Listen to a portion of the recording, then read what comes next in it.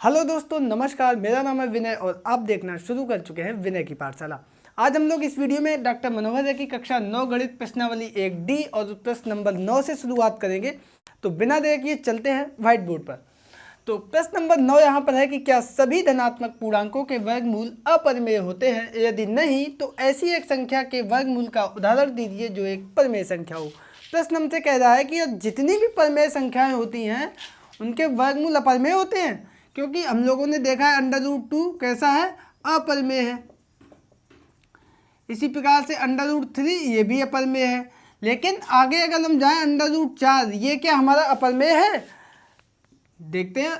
√4 को हम लिख सकते हैं 2 × 2, इसका ये 2 बाहर आ जाएगा तो ये हमारी 2 कैसी संख्या हो गई? तो √4 का मतलब 2 और ये 2 हमारी है परिमेय संख्या। तो जितनी भी संख्याएं जिनको हम वर्ग के रूप में लिख सकते हैं वो हमारी वर्गमूल में अपरिमेय संख्या नहीं होती है। 4 के बाद अगर हम बात करें 9 की, ये भी हमारी अपरिमेय नहीं होगी। 16 ये भी अपरिमेय नहीं होगी। 25 ये भी अपरिमेय नहीं होगी, क्योंकि ये संख्याएं जो है किसी न किसी संख्या का वर्ग हैं। तो ये वर्गमूल इनका हट जाएगा। तो सीधा सा आंसर हो जाएगा इसका नहीं, सभी धनात्मक पूर्णांकों के वर्गमूल अपरिमेय नहीं होते हैं। अब चलते हैं आगे वाले प्रश्न पर। वो है हमारा कि दिखाइए कि संख्या रेखा पर √5 को कैसे निरूपित किया जा सकता है। देखो, जो भी अपरिमेय संख्या होती है उसको हम लोग संख्या रेखा पर निरूपित कर सकते हैं। यहाँ पे देखो √5 को हमें निरूपित करना है, तो ये क्या होगा? देखो हम लोग इसको निरूपित कैसे करते हैं, इसका पहले कॉन्सेप्ट देखो। √2 को हमने पहले निरूपित किया है, तो इसको हम लिख सकते हैं 1⁻² + 1⁻² और इस पूरे का वर्गमूल, है ना। इसी तरीके से √5 को हम कैसे लिखेंगे, ध्यान से देखो इधर, 2⁻² + 1⁻²।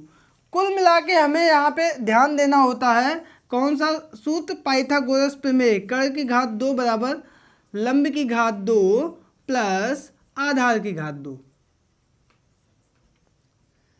यहाँ पे क्या होता है, हमें यहाँ पे अगर हम कर्ण लिखें, केवल कर्ण बराबर, तो ये हो जाएगा इस पूरी संख्या का वर्गमूल, लंब की घात 2 प्लस आधार की घात 2। अब यहाँ पे ये जो संख्या होगी कर्ण, इसी का हमें संख्या रेखा पर निरूपण करना होता है।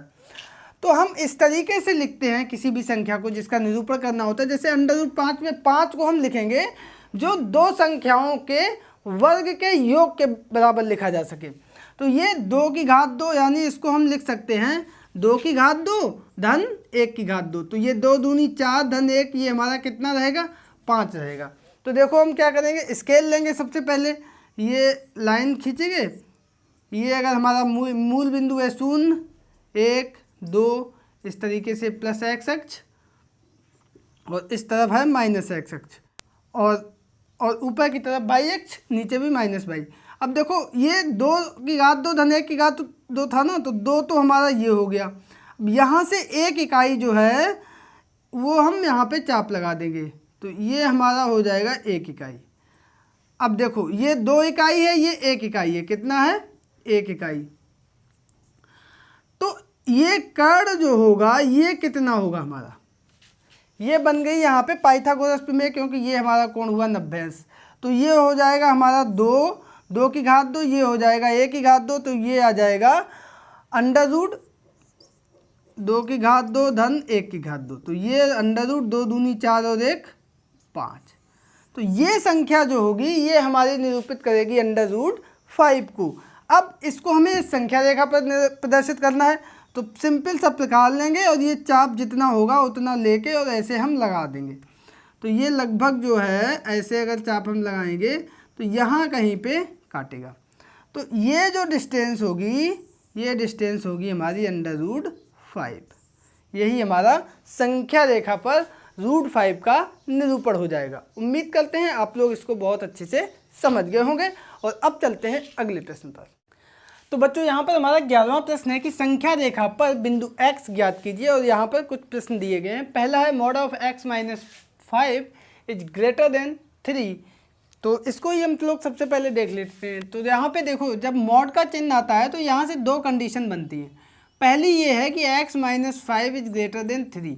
दूसरी कंडीशन यहाँ से बनेगी ये पूरी संख्या माइनस में होगी, है ना, माइनस ब्रैकेट में x माइनस 5 एजुकल टू तो है नहीं, यहाँ पे ग्रेटर देन का चिन्ह है तो ग्रेटर देन 3। जैसे कहीं पे लिखा हो मॉड x एजुकल टू 3, इसका मतलब x की जगह पे क्या होगा, 3 भी होगा और -3 भी होगा, 2 मान। तो यहाँ पे एक तो प्लस वाला, इधर हमने माइनस वाला लिया। अब हम लोग इसको सॉल्व कर लेते हैं। x इज ग्रेटर देन 3 और ये 5 इधर आएगा, प्लस का हो जाएगा तो x इज ग्रेटर देन 8, ये आ गया। यहाँ से आएगा -x और minus minus plus 5 is greater then 3, तो -x ग्रेटर देन 3 और 5 इधर आएगा, माइनस का हो जाएगा, -x इज ग्रेटर देन -2। यहाँ से देखो माइनस चिन्ह जब हटेगा तो ये बीच का चिन्ह भी बदल जाएगा, तो x इज लेस देन 2 हो जाएगा यहाँ से। तो एक ये आंसर आया, एक ये आंसर आया। अब हम इसको दिखाएंगे संख्या रेखा पर। शून्य हो गया, 1 2 3 4 5 6 7 8, तो इधर आगे डॉट डॉट, इधर पीछे।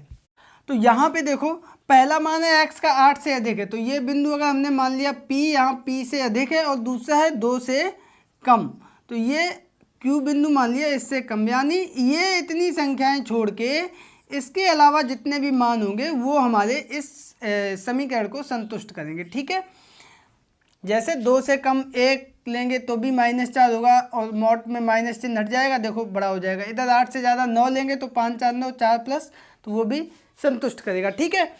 तो अब चलते हैं आगे वाले प्रश्न पे, वो है हमारा mod of x minus 5 is less than 3। तो यहाँ पे भी दो कंडीशन बनेगी। पहली है x minus 5 is less than 3 और दूसरी कंडीशन है -x minus 5 is less than 3। इसको हल करेंगे तो x is less than 5 plus 3, x is less than 8 पहला आ गया। यहाँ पे देखो क्या होगा, -x plus 5 is less than 3, तो -x is less than 3 minus 5, तो -x इज लेस देन -2, यानी x इज ग्रेटर देन 2। दो मान आ गए यहाँ पे, ठीक है। अब अगर हम इसको संख्या रेखा पर दिखाएंगे तो यहाँ पे आएगा 0 1 2 3 4 5 6 7 और 8। अब ये x का मान 2 से अधिक है, ये अगर हम p माने तो यहाँ से है अधिक, और ये अगर हम इसको माने q तो यहाँ से है कम। तो ये मान इन दोनों के बीच में होंगे, यही हमारा इस दूसरे समीकरण का सॉल्यूशन होगा, ठीक है। आई होप आप लोग ये दोनों समझ गए होंगे। आगे चलते हैं, mod of x minus 5 equal to 3। यहाँ पे भी दो कंडीशन हमारी बनेगी। पहली होगी x minus 5 equal to 3, x बराबर 3 प्लस 5 यानी x इक्वल टू 8। दूसरी कंडीशन होगी -x माइनस 5 इक्वल टू 3। तो यहाँ से -x प्लस 5 इक्वल टू 3, तो -x इक्वल टू 3 माइनस 5, तो -x equal to -2, minus minus हट जाएगा, x इक्वल टू 2। तो ये दोनों आंसर अगर हम संख्या रेखा पर दिखाएंगे तो क्या होगा, 0 1 2 3 4 5 6 7 8। यहाँ से 8 ये बिंदु अगर इसको हम P डाल दें और इसको अगर हम डाल दें Q, तो ये दोनों बिंदु जो हैं यही इसके आंसर हुए, ठीक है। तो ये हमारा इसका आंसर आ गया। लास्ट वाला क्वेश्चन उसको भी देख लेते हैं। यहाँ पे भी इसकी दो कंडीशन बनेगी, mod x is less than और इक्वल टू 5। पहला बनेगा मॉड x, मॉड तो हट जाएगा, x इज लेस देन 5, इधर बनेगा -x इज लेस देन 5। बीच में इक्वल टू का भी चिन्ह लगाए तो एक कंडीशन और बन सकती है, मॉड x इक्वल टू 5। अब यहाँ से देखो माइनस चिन्ह हटेगा तो ये इधर चिन्ह बदल जाएगा, x is greater than equal to x is greater than -5, इधर x इक्वल टू 5, इधर x इज लेस देन 5। तीनों को अगर हम मिलाएंगे तो कुल मिला के सिचुएशन ये होगी कि